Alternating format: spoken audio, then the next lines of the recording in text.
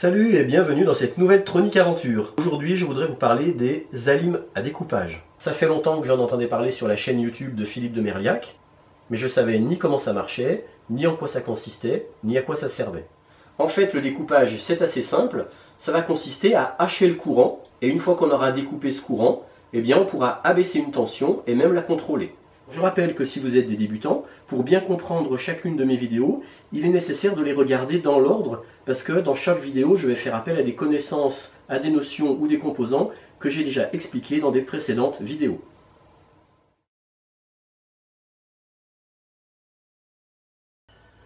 Pour vous montrer comment j'ai réussi à contrôler une tension avec ce petit montage d'alimentation à découpage, eh bien, je vais brancher un petit moteur de drone, et avec ce potentiomètre, je vais faire varier la tension qui commande ce moteur. Là, je suis au minimum et je vais aller graduellement vers le maximum.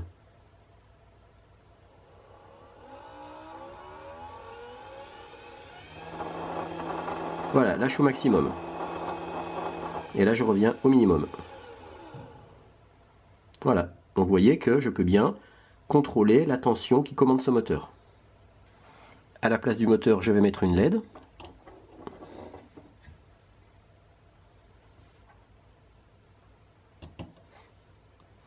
Et je vais contrôler l'intensité d'allumage de la LED, toujours avec ce potentiomètre.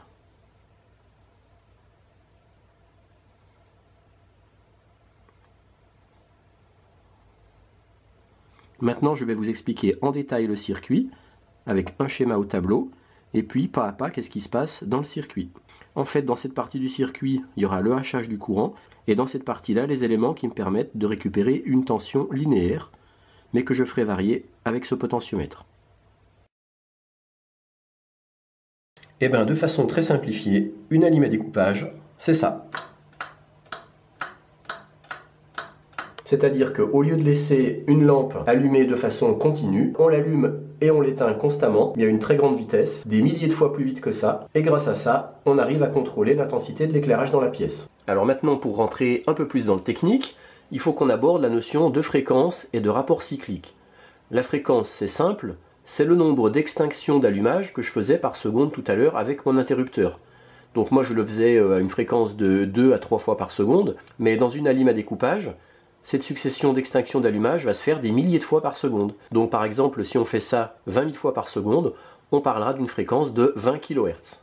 Alors maintenant, le rapport cyclique, ça va être le plus important parce que c'est ça qui va nous permettre de contrôler la tension. Mais un cycle, c'est une succession de deux états. Un état bas et un état haut. Ça fait un cycle, mais on voit qu'il y a deux états. Donc si je parle en langage courant, je vais dire éteint, allumé. Mais si on veut être un peu plus technique, on va parler de état bas, état haut, ou de 0 ou 1. Et justement, le rapport cyclique, c'est ce qui va consister à faire varier la durée d'un état par rapport à l'autre. Dans l'exemple que j'avais ici, on voit que j'ai à peu près la même durée en état éteint et en état allumé, ou en état bas et en état haut. Mais on pourrait très bien imaginer que, tout en ne changeant pas la fréquence, c'est-à-dire la durée totale d'un cycle, on puisse faire varier la durée d'un état éteint par rapport à l'état allumé. Je vous donne maintenant trois exemples. Eh bien, le premier exemple, c'est 50% en état bas, 50% en état haut, c'est celui-là. Donc on voit que mon signal il a cette forme-là.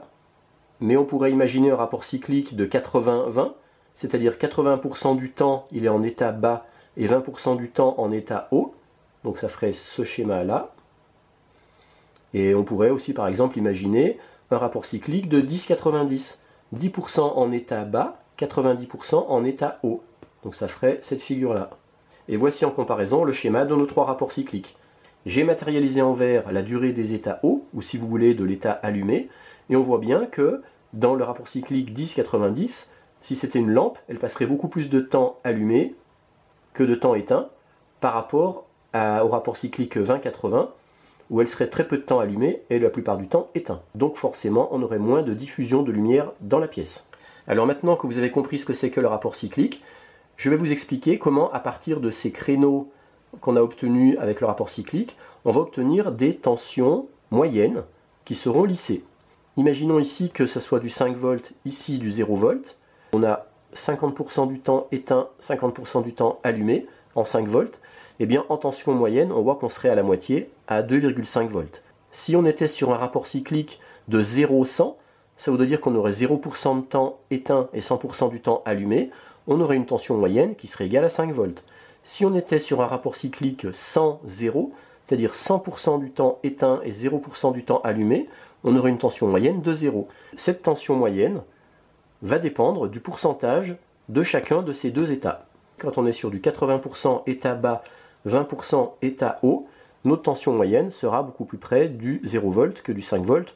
On sera, c'est simple, ça représente 1/5. 1/5, ça veut dire qu'on sera sur du 1 volt en tension moyenne. Je vais vous expliquer maintenant comment on arrive à obtenir une tension lissée, une tension moyenne, à partir de créneaux de tension en signaux carrés comme ça qui vont par exemple entre 0 et 5 volts. Pour ça, on va se servir du filtre LC, bobine condensateur, comme je l'avais expliqué dans une précédente vidéo. Donc je rappelle que la bobine se schématise comme ça.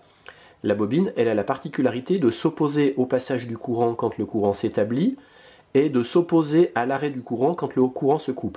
Donc concrètement, ça veut dire que quand un courant la traverse, elle s'oppose au passage de ce courant en stockant de l'énergie sous forme électromagnétique, et quand le courant s'arrête, quand elle ne reçoit plus de courant, elle s'oppose à l'arrêt du courant en restituant son énergie qu'elle avait stockée sous forme électromagnétique, et elle la restitue sous forme d'électricité. Ce qui fait que notre bobine va stocker de l'énergie quand le courant va vouloir la traverser, c'est-à-dire au début de l'état haut du signal, et va restituer cette énergie quand le courant n'arrivera plus à elle, c'est-à-dire le début de l'état bas du signal. Et si on regarde à l'oscilloscope le signal entrant dans la bobine et le signal sortant de la bobine, eh bien on trouverait un signal entrant comme ça et un signal sortant comme ça. Et si je superpose ces deux signaux, on verrait ce signal d'entrée à l'entrée de la bobine et ce signal à la sortie de la bobine. On a déjà un premier effet de lissage. Et après, c'est ce condensateur-là qui va finir de lisser la tension parce qu'il va stocker, quand il y aura des crêtes, il va stocker du courant pour restituer ce courant dans les creux. Ce qui fait que après le condensateur sur cette partie de circuit, on aura un signal final lissé.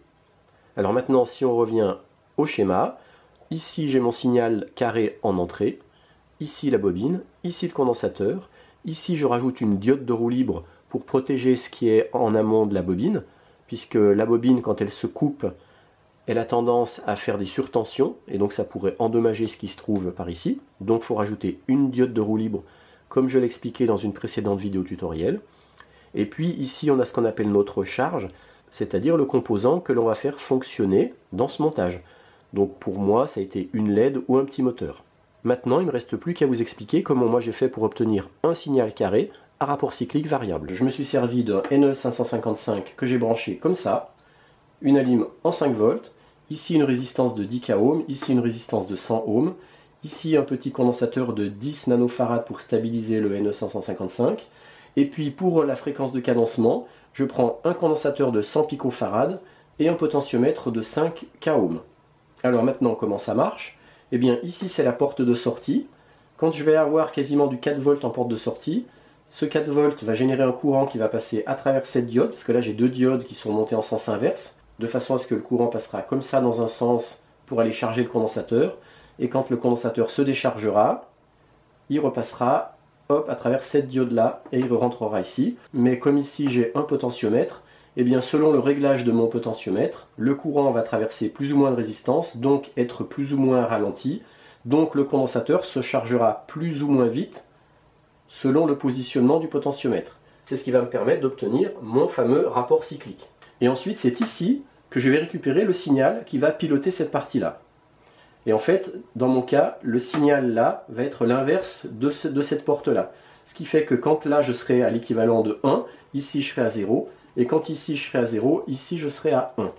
Donc ce point-là, je le raccorde à la base d'un transistor TIP122 à travers une petite résistance de 100 ohms, ce qui fait que quand ici je serai à l'état haut, ici j'aurai assez de tension pour commuter ce transistor, il va devenir passant, et du coup devenant passant, il y a du courant qui pourra passer à travers cette partie de circuit là, sachant que le courant qui va arriver là, ça va être un signal qui va être à l'image de celui-là, qui est un signal carré ici.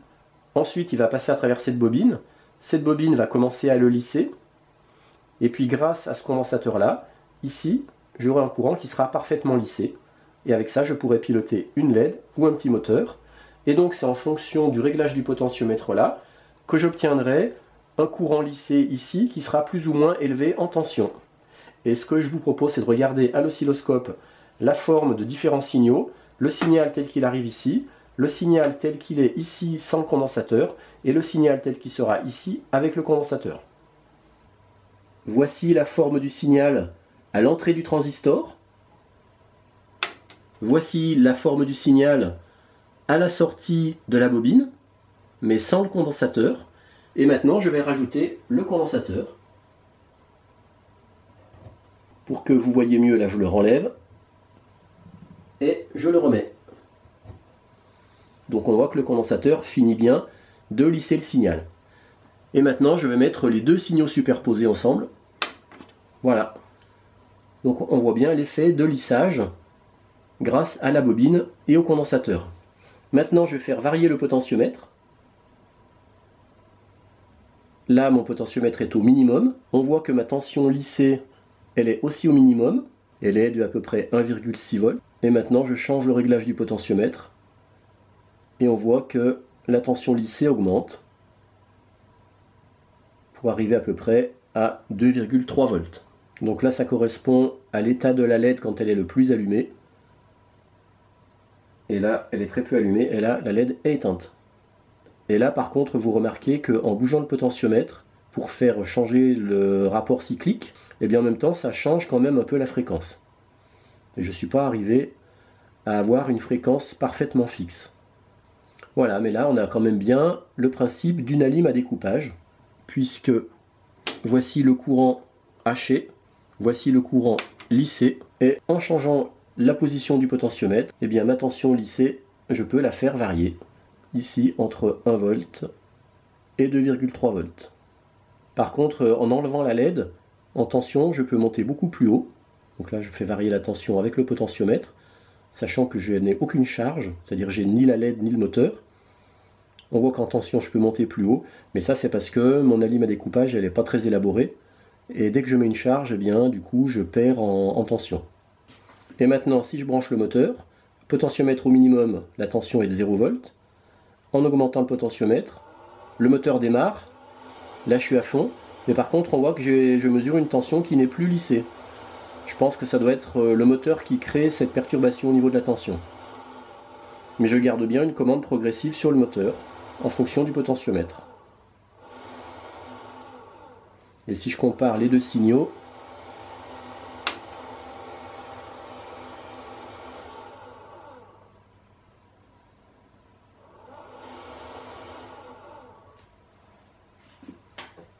et pour terminer, je vous montre en gros plan la breadboard, avec ici le potentiomètre, qui me permet de faire varier l'éclairage de la LED. Et puis ce que je voulais surtout vous montrer, c'était cette bobine, qui est tout simplement une bobine de récup. Alors c'est vrai que je ne connais pas la valeur en Henry de la bobine, je ne l'ai pas mesurée, j'ai fait un peu au pif. C'est pour ça que dans le schéma, j'ai pas pu vous mettre ces caractéristiques. Voilà, maintenant vous en saurez un peu plus sur les alims à découpage. Allez, à bientôt pour de nouvelles Tronic Aventures.